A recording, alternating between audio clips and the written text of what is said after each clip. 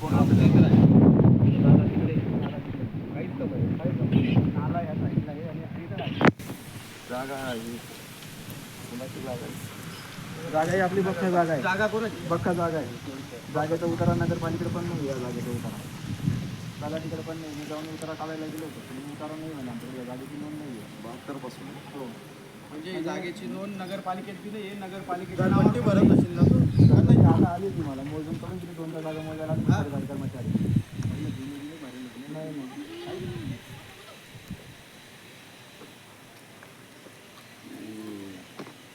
या लोकांना अडचण मी समोर जास्त वैयक्तिक राहतो आपल्याला पाटील समोर जास्त करायचं आणि आईला मारलं पण होतं हां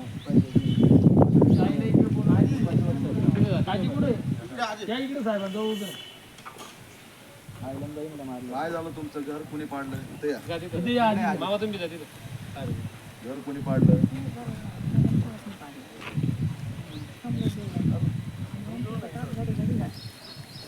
कधीपासून राहत होता तुम्ही मला इंदिरा गांधी मारायच्या पहिले म्हणजे घर पण जेव्हापासून लोक इथे राहतात माझ्या गाडी चालू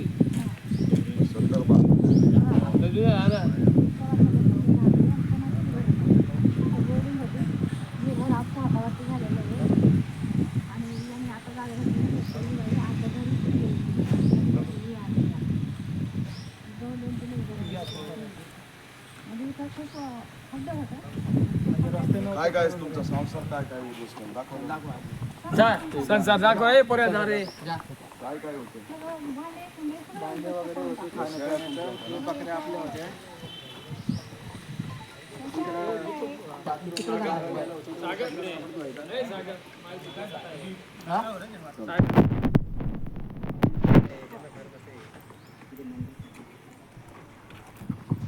आता राहतात उघड्यावरच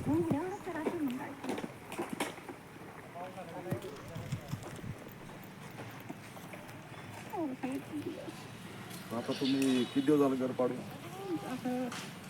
10 दिवस झाले 10 दिवस झालं उघड्यावर नाही 10 दिवस झाले पहिलं 30 तारखे एप्रिलच्या 30 तारखेपासून अर्ध पाडले बकऱ्यांचं तर बकऱ्या उघड्यावरच येतात आणि पाऊस आला होता आता पाऊस आला होता पण थोडासा आला होता म्हणून मी त्या तिकडे बकऱ्या घेऊन बसले होते झाडाखाली आणि त्यांना करू द्यायचा नव्हता त्यांनी मला 6 तारखेला नोटीस लावली 14 एप्रिल पण मी तशीच केली 14 एप्रिल म्हणजे अशी एवढी फाटाची नाही झाली मग माझी 14 एप्रिल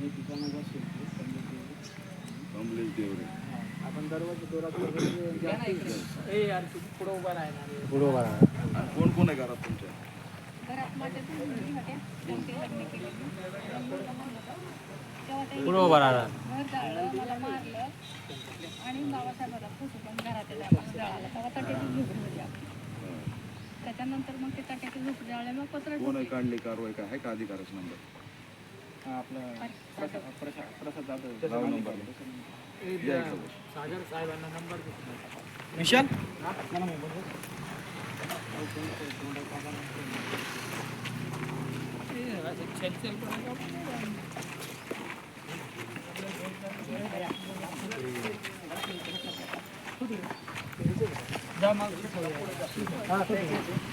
मामा तुम्ही असं करा बोल नाही भाई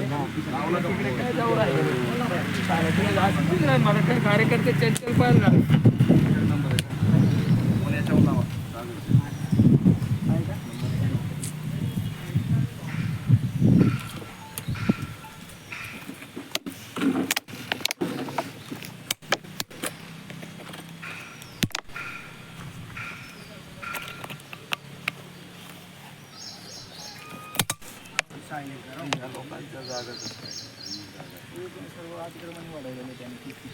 हा पूर्ण नाला बुजून टाकलेला आहे पूर्ण अतिक्रमण आहे मोठं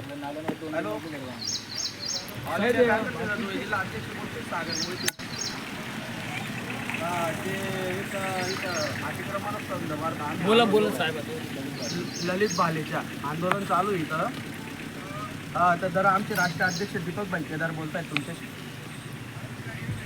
बोला ना बोला रजेवर इथं काय झालं ऐकतोय ना तुम्ही अतिक्रमण दीपक केदार बोलतोय वालीच्या अहो हे 80 वर्षाचे एक आई दलित आई मंडाबाई भाले, ललित भाले, त्यांचं घर पाडलंय, 10 दिवस झालं उघड्यावर आहेत, जनावर आहेत, शेळ्या आहेत, पाऊस पडतोय. अरे एखादं जर मेलं तर काय होईल? माणूस मारण्याची, कोणतं अतिक्रमण काढण्याची तुमची कारवाई आहे? त्यांना मोबदला नाही, पुनर्वसन नाही, 72 वर्ष झालं. काय ऐकायचं तुमचं सांगा ना मला. अहो मी इथं आलोय, चित्र एकदम भयंकर आहे साहेब. मरतील ती आजी, 80 वर्षाची, मरायची तिची वेळ आली.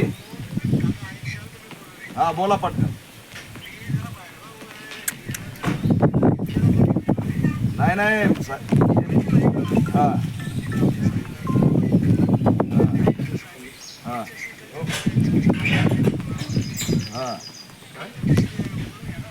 काही झालं नाही म्हणतात, तुम्ही फोन लावा. हे जर झालं तर तुमच्यावर येईल बरं का.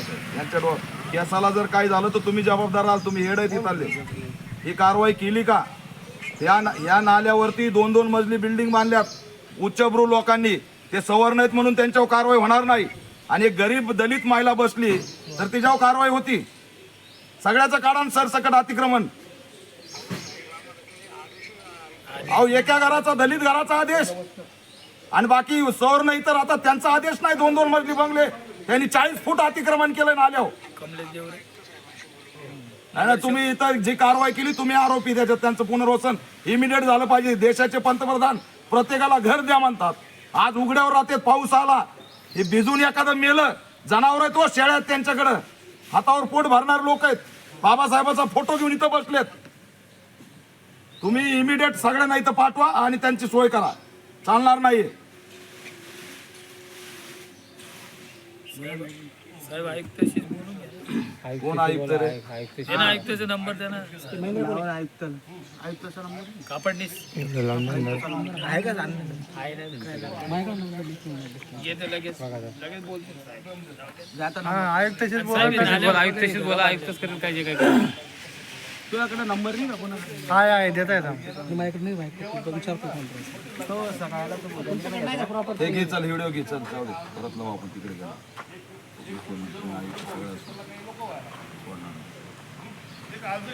अतिशय धक्कादायक कारवाई. हे कोणती? धुळे महानगरपालिका. कोण आयुक्त त्यांनी? कोण आहे?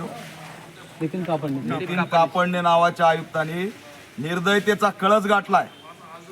इथं मंडाबाई भाले आणि ललित भाले यांचं घर अतिक्रमणाच्या नावाखाली पाडलंय. मी आजीला विचारलं किती वर्ष झालं राहते साई इथं, तर 72 वर्ष. इंदिरा गांधीच्या आधीपासून ही माऊली इथं राहते. तिच्यावर हल्ला झाला, तिचं घर जाळलं, तिचा फोटो जाळला आणि आता या भाजपच्या नगरसेवकांनी दबाव आणून तिच्यावरती कारवाई केली. पाऊस पडतोय, 10 दिवस झालं. याच्यात जर एखाद्या पावसात बळी गेला, 20-25 शेळ्या, मजूर लोक आहेत आणि त्यांचं अतिक्रमण पाडून आयुक्त कापडणे गायब. पुन्हा त्यांचं पुनर्वसन काय? त्यांना घर कुठं आहे? त्यांचा निवाराचा अधिकार कुठं आहे? ते जर 60-70 वर्ष तिथं राहतात तर त्यांचं घर आहे हक्काचं. मी आता बघतोय नाल्याच्या नावाखाली त्यांच्यावरती अतिक्रमणाची कारवाई केली. पण या नाल्यावर 2-2 मजली बिल्डिंग अतिक्रमणात झाल्यात. ते सवर्ण आहेत म्हणून त्यांच्यावर कारवाई नाही. पण ही दलित आहे म्हणून तिच्यावर कारवाई. ती तर एप्रिल करती म्हणून तिच्यावर कारवाई. ती झेंडा लावती निळा म्हणून तिच्यावर कारवाई. हे कोण बांडगुळ आहेत तिला त्रास देणारे? यांना झेंडा डोळ्यात खुपतोय, बाबासाहेबांचा फोटो खुपतोय. एक छोटं झोपडं करून 60-70 वर्षापासून बिचारी माऊली इथं लेकरं घेऊन राहतीये, जनावरं सांभाळतीये. तिला आधार काहीच नाहीये आणि तिचं घर उद्ध्वस्त केलंय. हे आम्ही खपून घेणार नाही. त्याचा आम्ही निषेध करतो. तात्काळ या आंदोलनाची दखल राज्य सरकारने घ्यावी, मुख्यमंत्र्यांनी घ्यावी. आपले पंतप्रधान म्हणतात प्रत्येकाला घर देणार. त्या घराच्या यादीत दलित महिला नाही का? आणि उद्या जर इथं आंदोलन करताना या पावसात एखादं जनावर, एखादी शेळी किंवा हा माणूस किंवा इथला उपोषण करणारे आमची आई यांना जर काही झालं तर BJPचा नगरसेवक आणि आयुक्त तुम्हाला सोडणार नाही, एवढं लक्षात ठेवा. तुमच्यात हिंमत असेल तर सरसकट नाला मोकळा करा. आम्ही येतो तुमच्या सोबत. पण तिथं सवर्णाचे घर आहेत म्हणून कारवाई करायची नाही आणि दलिताचं घरी एक पाडून मोकळं व्हायचं का? लवकरात लवकर अधिकाऱ्यांनी इथं यावं. राज्याच्या मुख्यमंत्र्यांनी दखल घ्यावी. ही सुद्धा आम्ही या ठिकाणी मागणी करतोय.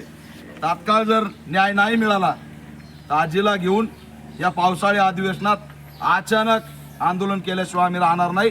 या आजीचा धर्मा पाटील करू नका मुख्यमंत्री साहेब. तिला तिच्या पुढे मेल्याशिवाय पर्याय ठेवलेला नाही तुम्ही. ऊन आहे, उष्मघात होईल, पाऊस आहे, पावसाळा तोंडावर आलाय. कारवाई करण्याचा अधिकार दिला कोणी पावसाच्या तोंडावर?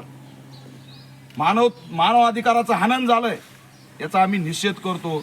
आजी सांगा जरा कसं केलं जाईल तुमचं, जोरात बोला.